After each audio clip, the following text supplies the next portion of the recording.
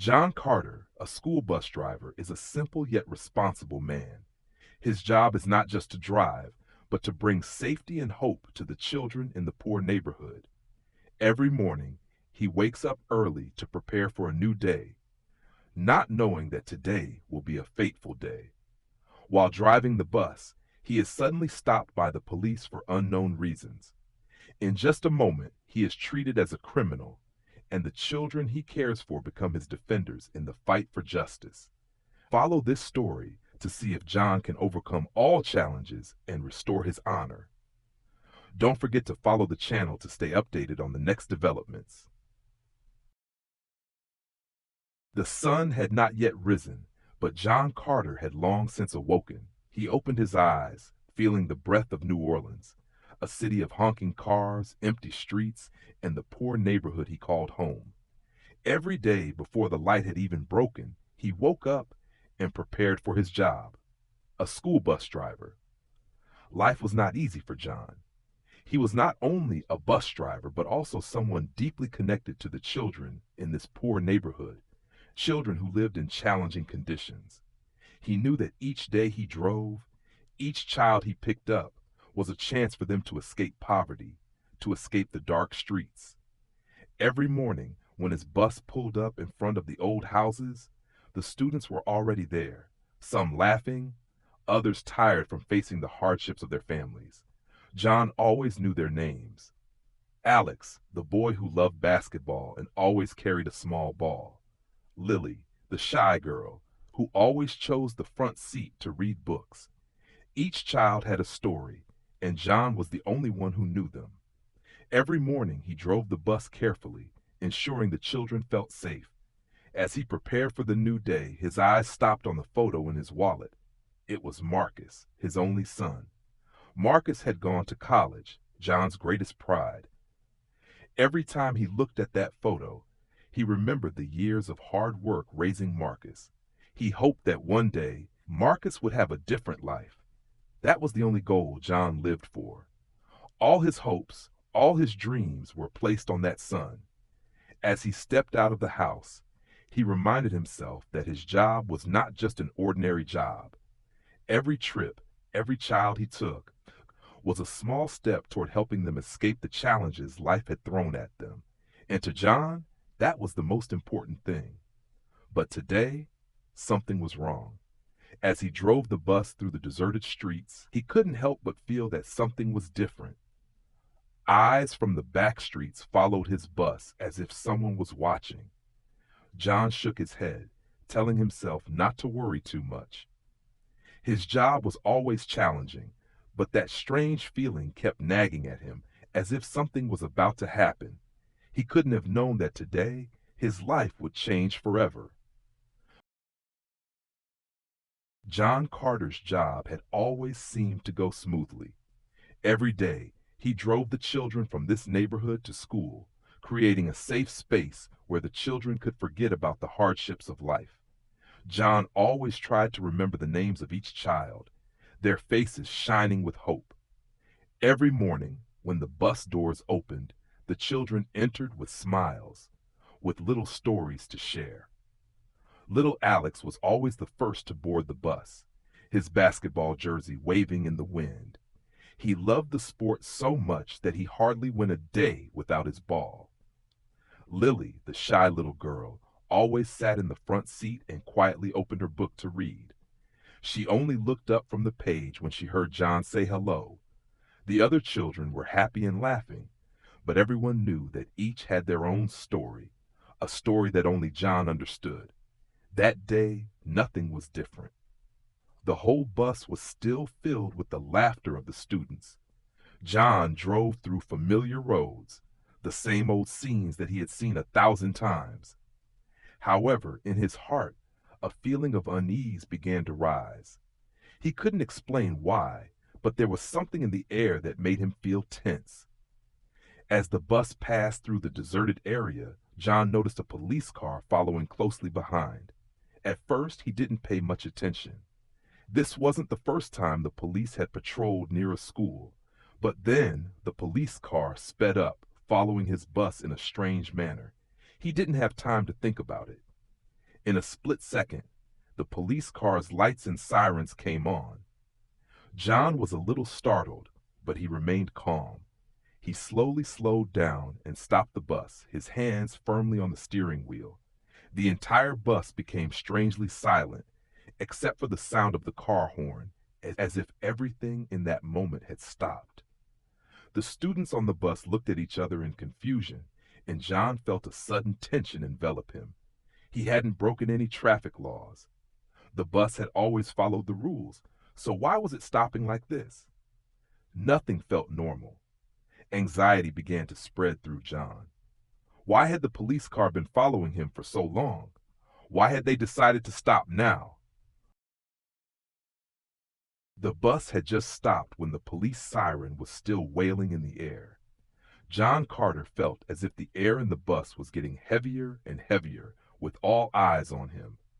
He took a deep breath, trying to stay calm, but his heart was beating faster than ever.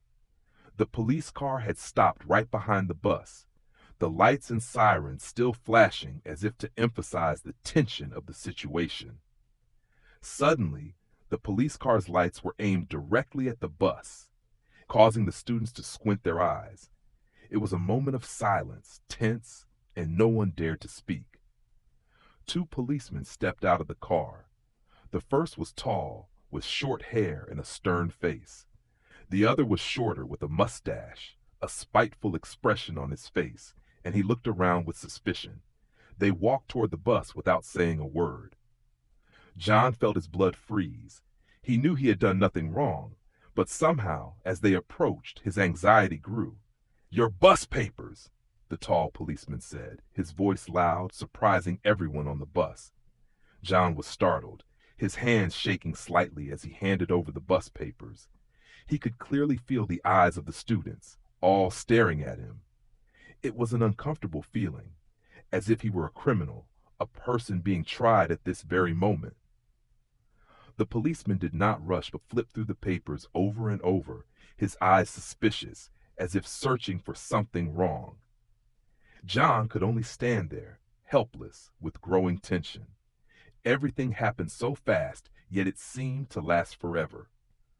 "Get off the bus now," the shorter policeman shouted.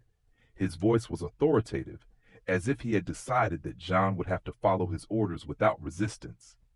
John could not understand why he was being asked to get off the bus. He was just a normal driver, not a traffic violator. But in that moment, he knew that things could never go back to the way they were. John quietly opened the door and got off the bus. The children on the bus silently watched, including Lily, a shy but strong girl, her eyes looking at him with undisguised worry. John couldn't understand why this was happening. He was just a driver, taking the children to school every day. But now, he had to stand in front of the bus like a criminal. A feeling of unease rose in his heart as his hands rested on the hood of the bus. He could clearly feel the tension spreading throughout the space, each second, each minute that passed, like an invisible pressure weighing down on him. John Carter stood there, his hand on the hood of the bus, feeling the cold metal against his skin. The world around him seemed to stop, and only the sound of police sirens echoed in the air. He could feel the eyes of the students on him, curious and worried, and he could only stand there, trying to stay calm. Everything was spiraling out of control. Lily sat in the front, her eyes wide, as if she couldn't believe what was happening. "They're treating him like a criminal," Lily whispered to Alex, her voice soft but filled with anger. Not fear, but anger. Lily had never seen the police treat anyone like that, especially someone she had always considered a friend, a protector of children like herself. Darius, the attention-seeking boy, couldn't sit still. He took out his phone, reaching forward to record the scene. "They can't treat him like this without anyone knowing," Darius thought. He pressed the video recording button without hesitation. His action quickly attracted the attention of the other children on the bus. Some of them, unable to contain their curiosity, also started taking out their phones to record the moment. Put your phone down right now, the tall policeman shouted, his cold eyes fixed on Darius. But the boy was not scared at all. Darius shrugged, continuing to record the video without taking his eyes off the screen. We have the right to record this.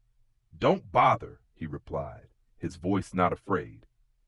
On the contrary, there was a determination in it that even John could feel. John stood still, feeling like his heart was pounding in his chest. Everything was too tense. He looked at the bus, the students on the bus, every gaze focused on him. The children were not just watching, they were witnessing an injustice right in front of them. Darius's action was like a strong jolt, causing the atmosphere in the bus to become heavy and tense. The police did not dare to do anything more. Although they might want to suppress any resistance, with all the phones recording everything, they could not act as they had before. John felt the tension in the air.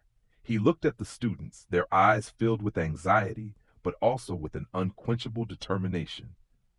Although he did not want this situation to escalate any further, he knew that this fight was no longer just his. The students were on his side, and although he was scared, he also felt a little comforted. At least he was not alone in this battle. When Darius's video was posted, everything changed in just a few hours. The image of John Carter, the bus driver who was treated like a criminal, spread quickly on social media. The online community was abuzz, and angry comments about the way the police treated an innocent person quickly appeared. People could not believe that the police could do such a thing to someone who was just doing his job. And the first protest broke out. The call to gather at the police station quickly spread, and within a day, hundreds of people were standing in front of the station. Parents, students, and people in the area came to support John. Banners reading, "Justice for the bus driver," and "Can't let the police do this," were constantly held high in the crowd. The participants were very determined. Everyone condemned the police's actions and demanded justice. Lily stood in the crowd, looking around in disbelief. She remembered John, the father who had always protected the children on the bus, the patient and devoted father. Now she found herself unable to sit still in silence. This was a community fight, not just one person's. Parents were not left out either. They came to John's house to thank him. Mothers and fathers said they were grateful for his calmness and courage. The children on the bus had been protected, and now the community was standing up to protect him. John could not believe what he was receiving, but his heart felt warmer than ever. The love and solidarity from the community made him feel that he was no longer alone in this fight. John still drove the bus every day. Every morning, when the bus stopped in front of the old houses, he saw the grateful eyes of the parents. They waited for their children with hopeful smiles. Some even sent him thank you cards, simple but meaningful. However, what touched him the most was that the students, the children he had picked up and dropped off every day, were now standing by him, supporting him in this fight. However, the hardships were not over yet. John knew that despite the strong support from the community, this fight would not be easy. But with the help of everyone, he no longer felt alone.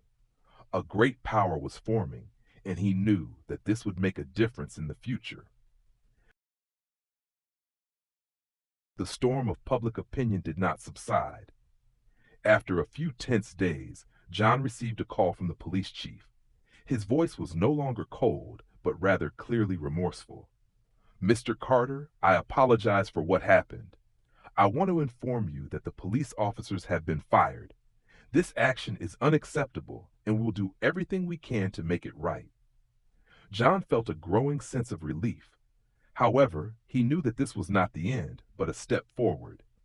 The police officers were no longer in their positions, but the truth was that it was too late to undo the damage that had been done. However, with the dismissal of these officers, the police chief also pledged to implement reforms within the force to prevent similar incidents from happening again. John didn't know if these reforms would actually change the system, but at least it made him feel that his fight had not been in vain. That day, a ceremony was held at the school to honor John. Students, parents, and people in the area all came to express their gratitude and support. The banner that read, "You are our hero," was hung high, making John choke up. Darius, who had filmed the video that day, stood up to address the crowd. He was no longer the naughty child John once knew. He was now part of a great change, someone who dared to stand up against injustice. "We must stand up against injustice together," Darius declared, his voice strong and determined. His words were a reminder that although this was over here, the fight for justice was not really over. John stood there in the crowd, feeling the strength of the community around him. Although what had happened still hurt him, he knew he was no longer alone. He was fighting not just for himself, but for all the children on that bus, for the families, and for those who would continue to stand up against injustice. After the ceremony, John continued to drive the bus every day. But now, each trip was more than just his job. He felt the change, the strong unity that was taking shape. He knew that, although life was not easy, it was perseverance, courage, and the support of the community that made the biggest difference. And that is the hope he carries with him, day after day, on the road he still travels.